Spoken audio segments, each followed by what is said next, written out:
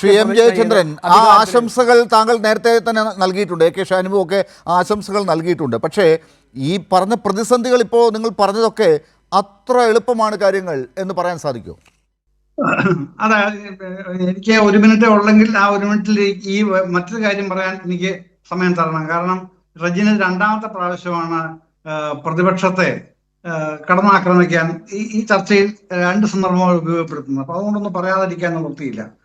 Rajin, CPIM അതിന്റെ പരാജയം എന്താണെന്ന് കൃത്യമായി പഠിക്കാനുള്ള തീരുമാനമെടുത്ത് ജനങ്ങളെ അറിയിച്ച് ആ തരത്തിൽ അവരുടെ സംഘടനാ കമ്മിറ്റികൾ ആ തരത്തിൽ ചെയ്തുകൊണ്ടിരിക്കുകയാണ്. ആ തരത്തിൽ സംഘടനയെ പുതുക്കി പണിയാൻ.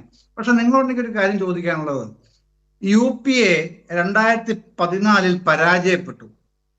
നമ്മൾ സംസാരിക്കുന്ന ഇന്നേ ദിവസം ഈ നിമിഷം വരെ എന്താണ് നിങ്ങളുടെ 10 വർഷത്തെ അന്നത്തെ പരാജയ കാരണം എന്ന് പഠിക്കാൻ നിങ്ങൾ എന്തെങ്കിലും ശ്രമിച്ചിട്ടുണ്ടോ? ഒരു ശ്രമമെങ്കിലും.